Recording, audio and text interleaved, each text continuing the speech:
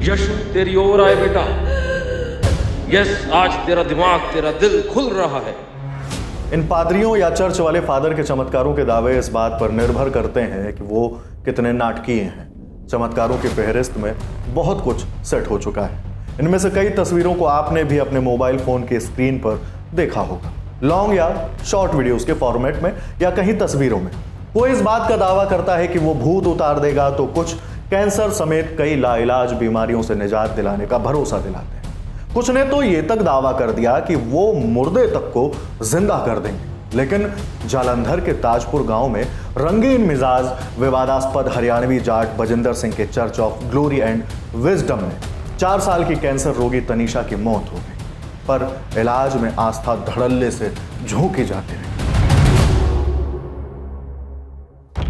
India today में प्रकाशित Anilesh S महाजन और सुनील मेनन की रिपोर्ट के मुताबिक पंजाब के 23 जिलों में नव ईसाई धर्म को बढ़ावा देने वाली तमाम मिनिस्ट्रीज यानी ईसाइयों की धार्मिक सभा फैली हुई है। माझा और दोआबा बेल्ट के अलावा मालवा, फिरोजपुर, फाजिल्का के सीमावर्ती इलाकों में सबसे ज्यादा सक्रियता है। कोई ठोस आंकड़े तो नहीं है, पर एक अनुमान के मुताबिक पादरियों की कुल संख्या 65,000 है। ये हैं गुरनाम सिंह खेड़ा, 52 साल के हैं।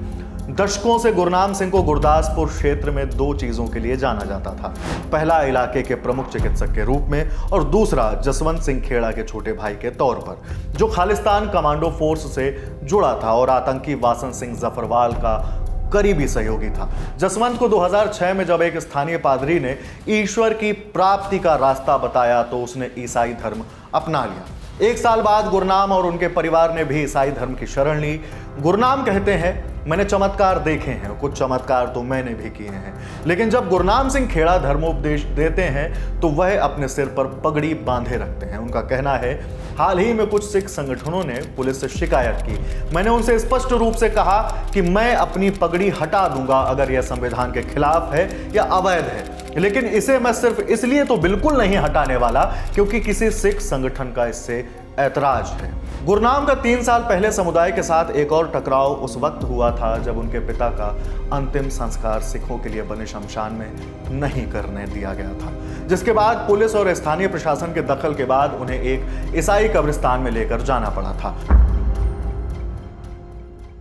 जालंधर में एक हिंदू खत्री व्यवसायी परिवार में जन्मे अंकुर योसेफ नरूला दक्षिण अफ्रीकी पादरियों से प्रभावित थे। उनके वीडियोस देखते थे। उनके मुताबिक यीशु ने सपने में आकर ईसाई धर्म अपनाने को कहा। उन्होंने 2008 में 3 अनुयायियों के साथ मिनिस्ट्री यानी ईसाइयों की धर्म सभा शुरू की। आज यह पंजाब का सबसे बड़ा चर्च है जो दुनिया भर में 3 लाख सदस्य होने का दावा करता है। इसकी रविवार की सभाओं में 10 से 15 हजार लोग आते हैं। उनके YouTube चैनल के 12.3 लाख सब्सक्राइबर हैं। वे कहते हैं कि प्रवचनों के जरिए वे लोगों की तकलीफ दूर करते हैं। नरूला का दावा है कि वे गठिया से लेकर लकवा और कैंसर तक ठीक कर सकते हैं, यहां तक कि मुर्दे को भी जिंदा कर सकते हैं। उन पर सिख समूहों ने हमला भी किया था, लेकिन उनका कहना है कि उनकी कार्य समिति इसके लिए धरना नहीं, संवाद और चर्चा का सहारा लेगी। पंजाब पुलिस में एएसआई गुरनाम सिंह 1998 में परिवार से अलग होकर ईसाई बन गए। वे बताते हैं, पत्नी बच्चा पैदा करने में असमर्थ थी तो परिवार चाहता था कि मैं दूसरी शादी कर लूं। मुझे यह मंजूर नहीं था। मैं अमृतसर चला गया जहां कुछ पादरियों के संपर्क में आया। उनकी दुआओं से अब मेरे 3 बच्चे हैं। मजहबी सिख गुरनाम सिंह ड्यूटी के समय पगड़ी पहनते हैं और घर लौटने पर बाइबल का प्रचार करते हैं। उन्होंने घर के पिछले हिस्से को चर्च में बदल दिया है, जहां रविवार को उपदेश के दौरान करीब 50 लोग जुटते हैं। वे कहते हैं, मैं धर्मांतरण नहीं करता, सिर्फ बाइबल का प्रचार करता हूं। दुनिया भर में पेंटेकोस्टल मूवमेंट से प्रभावित करिश्माई ईसाइयत की एक लहर पंजाब में सैलाब सरीखी बन रही है और तमाम तरह की टकराहटों का एहसास जगा रही है। उस दायरे के भीतर पहुंच गए लोगों में उससे जुड़ाव और उम्मीद का गहरा एहसास है, तो बाहर से देखने वालों में वह बेचैनी बढ़ा रही है। ये नई सरहदें हैं जिनका पंजाब आदी नहीं है और नहीं जानता कि इसे कैसे संभाला जाए। अमृतसर के ददुआना में द सुखविंदर राजा मिनिस्ट्रीज के 44 वर्षीय सुखपाल राजा अगस्त के आखिरी हफ्ते में निहंग सिखों के एक समूह ने राजा की रविवार की धार्मिक सभा पर हमला किया। उन्हें लगा कि राजा और उनकी मिनिस्ट्री लोगों का धर्मांतरण कराने का प्रयास कर रही थी और वे लोग इस बात से नाराज थे। अकाल तख्त के जत्थेदार ज्ञानी हरप्रीत सिंह के निहंगों का समर्थन करने के बाद हमले ने अंतर्राष्ट्रीय स्तर पर सिखों का ध्यान खींचा। सांसी जनजाति के राजा 10 साल पहले ईसाई धर्म अपनाने से पहले एक बेकरी में काम करते थे। उन्हें लकवा मार गया था और उनका दावा है कि प्रार्थना से उनका लकवा ठीक हो गया। राजा कहते हैं, चमत्कार ने मेरी जिंदगी बदल दी। जट सिखों ने उनके परिवार को स्थानीय गुरुद्वारे में प्रवेश करने से कई बार रोका। उनका कहना है कि उन्हें हमारे मांसाहारी खाने पर ऐतराज था, अब कोई हम पर कुछ थोप नहीं सकता। उनकी धार्मिक सभा अभी बंद है। राजा को उम्मीद है कि वे एक दिन जमीन खरीदेंगे और सभाएं फिर शुरू करेंगे। यहाँ के ज्यादातर अनुयायी पंजाब के 9 सबसे शोषित दलित आदिवासी समुदायों से आते हैं, जिन्हें समृद्धि के दायरे से बाहर रखा गया है। मजहबी सिख वाल्मीकि, सांसी, राय सिख, बावरिया, बाजीगर, बराड़, बंगला, गढ़ीले और नट। एक नजरिया इन दिनों धर्मांतरण को अवैध मानता है, लेकिन जिंदगी में बेहतर अवसरों की चाहत, जाति के दंश से बचाव और अपने लिए एक समुदाय की भावना रखने में गलत या नाजायज क्या है भला। कैथोलिक प्रतिष्ठान जैसे मुख्यधारा के संगठन भी इस नए घटनाक्रम से हैरत में हैं, क्योंकि पेंटेकोस्टलवाद से उनके अनुयायी भी छिटक रहे हैं।